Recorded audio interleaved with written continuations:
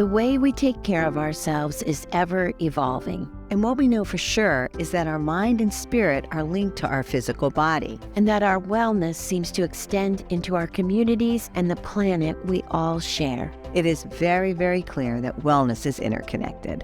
We love spending time with you to explore and practice the breakthroughs, the insights, and the passions of incredible people helping us all see the world in a whole new light.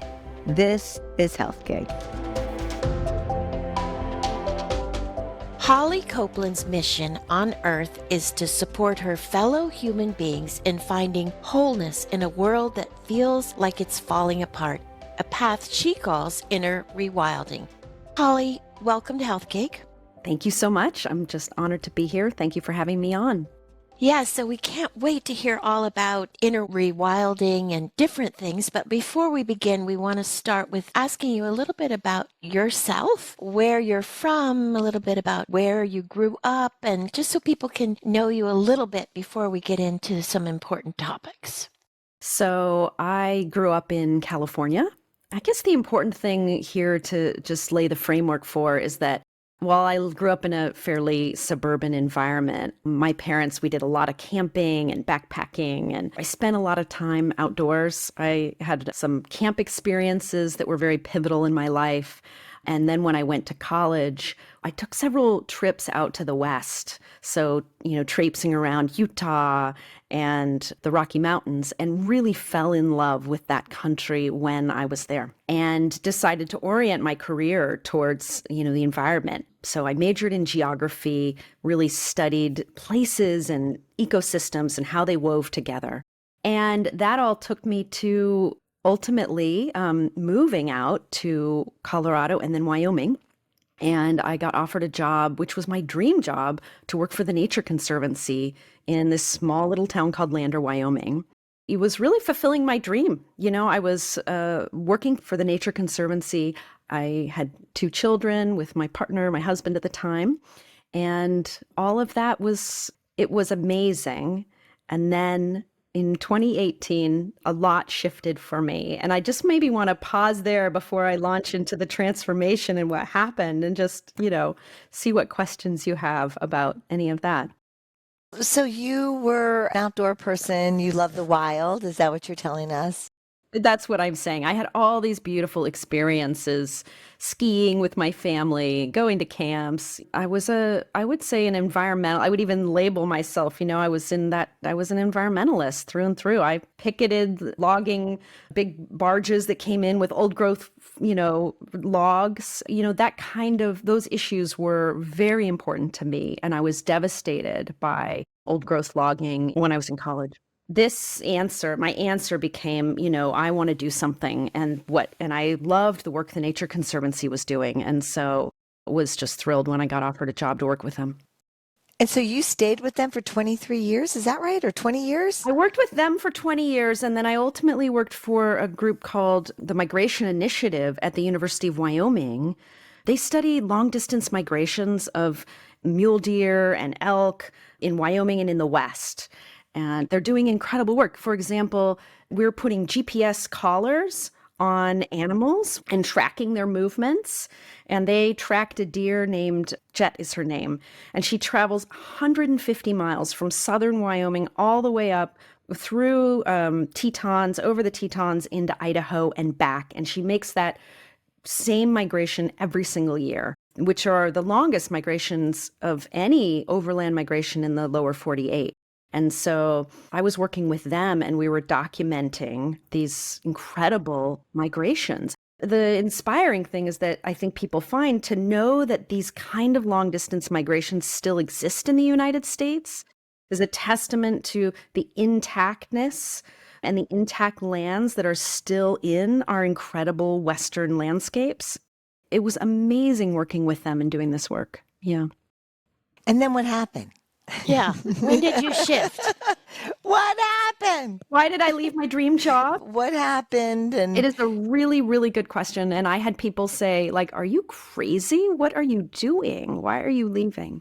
Let's see. In short, I was heartbroken because had this feeling like it would never be enough. Like, no matter how much I did to quote unquote save the environment, I had this existential feeling like everywhere I turn, somebody's screwing it up. And I can't, in all these beautiful colleagues I'm working with, no matter how hard I work, it just was this like, it'd never be enough. And I was burnt out. As good as the job was, it was like I had to go in. My own mind was kind of a mess. So I know you guys have talked a lot about mindfulness. I had this feeling like I've got to solve this problem in my head and in my heart. I need to do this work to figure this out. I didn't really mean to quit my job. So what happened at first was I just started the deep inner dive of going into meditation and mindfulness. And I met some meditation teachers and I started studying with them. I started learning about brainwaves and brainwave science. And as I went deeper into my own, mind and heart, although I'd always been spiritual and on what I would describe as a spiritual path, even as a young girl who had Rumi books when I was, 14, reading them, although I didn't understand them, I hadn't actually been able to really meditate myself in a deep way and have that deep belonging and that deep inner relationship with spirit. So it was like external to me, not internal. And it was this work of the internal, what I now call rewilding, or the internal reconnection with spirit. And it was this coming back into belonging and reconnection with spirit that really changed everything for me. And I had a health crisis. So I had mold poisoning. And the mold poisoning and that sickness, the two kind of collided, actually, is what happened. It was like I wasn't well physically and my heart was broken. And over this period of working with the teacher, the meditation teacher I was working with, and healing my body, and when I came through all of that, I recognized that the problems and the pain that I see in the world was a consequence of my own pain and brokenness in my heart. And that in order to heal that, I needed to actually heal my heart. And when I did that, everything changed. As they say, we see the world not as it is, but as we are. And I found that beauty within and that wild spirit within. And in doing so, I realized that my greatest gift is actually, if I wanted to rewild the planet, actually the best thing I could do was to help the people who are hurting so much. And so my mission came from one of serving the planet in the external way to serving the people who are the caretakers of the planet and helping them find their own beauty within. So just one little step back. Was the mold from your home, or where did the mold come from? It's a great question. Actually, so it took me 8 months to find it, for just to say that I did not know where it was. And it took me months even to know that I had mold poisoning. I had all these strange symptoms. My face had these rashes and I didn't know what was wrong. And a beautiful functional medicine doctor that was a friend of our family. And I had an interview with him and he said, I think you have mold. And then I went looking for the mold and we had tore apart our house and hired contractors, couldn't find it anywhere. And ultimately it ended up being in my bed. Ew, right? In And your we mattress, had- or? In the mattress, and it was sewn in, so I couldn't see any of this. But we had an air mattress that had like a vinyl lining up against the foam. And so years of sweat and body heat condensed on that vinyl lining and created a layer of mold. So unbeknownst to me, every night I was going to sleep, I was getting like puffs of mold up in my face. And mold is a funny thing because only 25% of people are sensitive. So my husband was sleeping in the same bed next to me with no symptoms. Mold is tricky that way because some people in the house may be fine and other people in the house aren't fine. And it's very confusing. And you're better now and you've got through the mold. And Thank you. so then when did you start doing what you're doing and start what is the name of your organization? The company I call HeartMind Alchemy. Yes. HeartMind Alchemy. It's just me. I named it that to be an umbrella for all the work that I do, because to me it unites that we're on this journey of alchemizing the heart and the mind to find our inner truth and beauty. So HeartMind Alchemy was born in 2020. Then I started coaching and a whole bunch of other things, but I'll pause there for a minute. Yeah. You talk about, and I think you talked about this a little bit, that there's so much pain in the world, and you were feeling it in a really big way in the work that you were doing in conservation as an environmentalist. Is it possible for people to live in joy and abundance, even now with the world just seemingly kind of not in a really good place, that it just seems like everywhere we turn, there seems to be some tragedy that you couldn't even imagine? And Doro and I actually just got back just an hour ago, right, Doro, from the service at the National Cathedral. Well, for the World Central Kitchen, the 7 volunteers who were killed in Gaza. Sometimes I know what Tricia's saying, that we feel so discouraged in the world. So how do you feel about finding joy in the world we live in? It's a beautiful question. I would say, actually, that question is maybe central to my whole story, is, do I even deserve to have joy in the chaos of the world? And it's a question I've wrestled with so much, so I really appreciate it. The short answer is yes. And my mentor in this is the Dalai Lama. Have you seen his face, right? When he is sitting with people, he emanates a depth of beauty, love, and compassion, no matter what. It's like he's sitting in this deep, trusting, held place. He's not in what I say is like being caught in the undertow of life.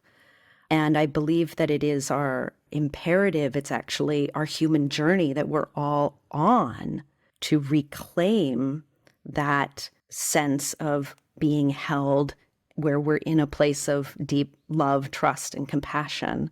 In my experience, what happens when we alchemize the pain that we feel inside when we meet something like a terrible tragedy is that when we do that work, we actually discover that the grief that we feel, what's underneath it, is a deep love.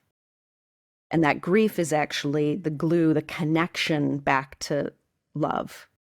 And the more that we anchor in love as our truth, the more that what my experience is, that when I meet something, a great tragedy now, it's less a feeling of pain and it's more a feeling of compassion. It's like it flips. It's like you're in love with life all the time and you recognize that pain is, difficult circumstances are happening. You're not disassociated from them.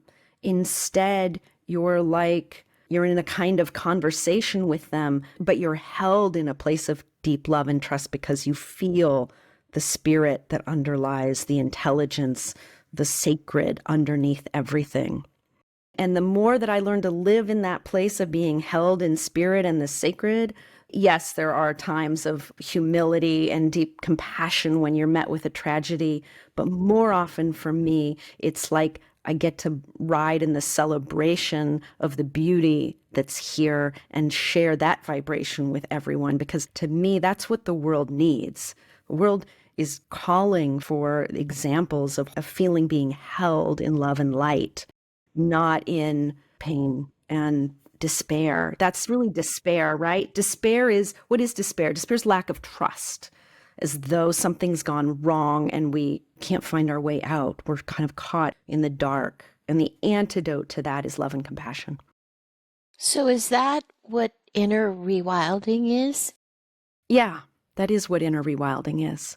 And when inner rewilding came to me, I started writing a book about my journey. To just give you a little context, I started writing a book about how I made this transition from despair into wholeness. That's basically what it was.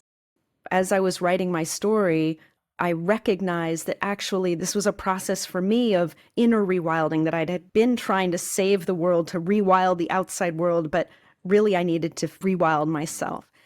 And then there were these 4 pinnacles, these 4 guideposts. I call them like compass points. I thought I was building a map. And then I recognized actually that there's no map for this, because You talk about bio-individuality. It shows up differently for everybody, but there are guideposts. And my guideposts, my compass points are awaken, like we awaken to the peace of our true nature, right? The essential beingness, right? The Eckhart Tolle, you're just raw being, our true nature is peace. And then we attuning to the cosmic dance, attuning to nature. Cosmic dance is my kind of flowery way, but it's attuning to nature, the vibration of the unfolding consciousness, right? The great unfolding. David Boehm's, we're in this unfolding explicate order. And the more that we recognize that and the more that we attune to that, the more we feel the power of the animate beauty of the world. So we can attune to that. That's why going in nature is so healing for so many. Yes. Right? It attunes us, literally, So awaken, attune, and then allow the flow of life to happen through us. And Adyashanti, a spiritual teacher I've studied with, says that enlightenment is simply the end of resistance to what is. So resisting, when we resist what is, that's actually the pain we feel when we say it can't be, right? And it's the resistance of, I don't want this, that is actually the root of our suffering, right? The great teachings, I'll say, that we say sort of flippantly to just let go or surrender. And the surrender is to come into a place of deep trust that whatever's showing up is here for our benefit, actually, if we allow ourselves. So there's a lot of work that we can do internally to allow and surrender. So allow the pain to come up, welcome it, right? Rumi says, the guest house, to welcome those uninvited guests, right? Welcome and entertain them, right? So we're not bypassing anything spiritually, but we're actually welcoming in the pain, feeling it, allowing it to move through us. And when we do that, then we can, the last point, so awaken, attune, allow, and the last point is align to our, I say wild, soulful self, but you could say love, align to that wants to come through us. And then we get to be this beautiful expression of whoever we're here to be in the world. Is that how you describe rewilding? I mean, what is rewilding? Yeah. And I guess what is rewilding in concert out in the world in the environment, and how are we describing rewilding here? For me, rewilding is an inner process of getting back in touch with our wild, soulful self. I know I just gave you the long version, but that's what it is. It's getting back in touch with who we really are. It's reclaiming our belonging as humans. I think one of the things that happened to me in this, when I had my crisis in 2018, I felt so badly about what humanity was doing. It was like, I felt like I didn't belong here. Like humans, if we would just all leave, the earth would be fine. It's like I valued things like wilderness, like get the humans out because we always mess everything up. I also had a real ethic about like living small, like just having a small footprint and conserving as much as possible and saving water and saving resources. And everything's about saving and conserving. And while ultimately we need to live in balance with nature, that way of being small, actually, it's a kind of rejection. It's like I have to keep making excuses and feel guilty as a human being. There was so much guilt inside me. This path to me is a pathway of going into the guilt and alchemizing it to come in a new relationship with life, where I get to come back and belong as a human being and feel like I belong here. And maybe you are part of nature. Maybe you are part of everything, not this separation, right? That we actually are nature. And so the rewilding process allows you to be that. Is that right? Yes, exactly. That's right. We are nature. Now that you've gotten in touch with who you are and you have this sense of belonging, how does that fit in with conservation today? Are you more inclined to, does it not feel so overwhelming to you? Is the guilt gone? Are you more inclined to get back in there? And I know that you're working with conservationists to help them, but it seems to me now you're ready to go dive back in. Thank you for that observation. Yes, that's actually exactly how I feel. It feels like now I feel empowered to help, and I want to help more than anything. And my vision, I have 2 checks on my vision board right in front of me. I'll take one to show you, but like I have one for the Magic Fund. It's an Amazon rainforest organization. And my dream now is to live in enough abundance that I can donate generously to conservation organizations that I care deeply about. So for me now, it's about, I feel overflowing with abundance. And how can it's like, here I am, how can I help? I use an analogy often that it's like the world is on fire. And before, I was the firefighter showing up and my clothes were bedraggled and my gear wasn't working. And it's like I wasn't ready to put out the fire. And I did this inner work. And now I feel like the firefighter who's like, yep, I'm here. I'm ready to help. It's a very different energy. And you said that you found this ability to go in through meditation. Is that right, that you said earlier? So can you tell us about what that journey is like for you and how you found meditation, and also talk about how it was difficult for you to get to there, to having a practice, and how that might be the case for a lot of people. How do you coach people in this area? Yeah, thank you for that question. So I used a number of tools. I maybe want to touch on a few of them. Meditation was one of the key tools. I started small and, used guided meditations with these teachers. I think having a meditation teacher is incredibly invaluable. I mean, having that personal, we were a small group working together. It sounds simple, right? That we should just be able to sit down and go within, but actually it's pretty difficult for most people. It sure was for me. Like, I remember, feeling like I was one of those people who just couldn't meditate. Like, oh, walking is my meditation, because it was hard. But with these skilled teachers, through guided meditation, was able to, start to do 15, 20, 30, 45-minute, hour-long meditations. But I worked up to it. And then I just also want to touch on that I also used breathwork and learned some incredible breathwork techniques.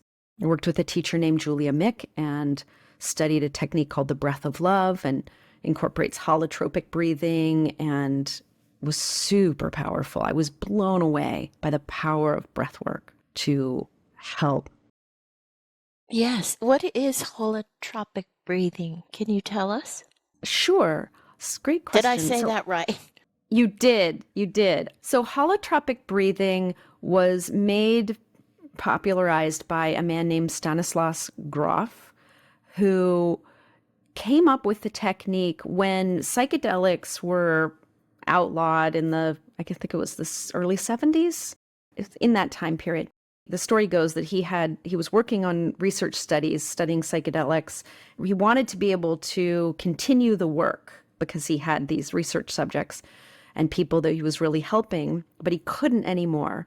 And he started to study breathwork and actually developed this breathwork technique as an alternative to psychedelics, and found that they were just as powerful as the psychedelics that he was previously using.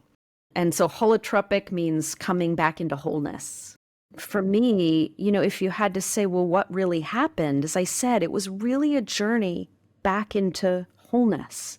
And, meditation, right? Meditation is about unity or yoga or union, coming back, no separation, right? We have this sense of me and here and a world out there.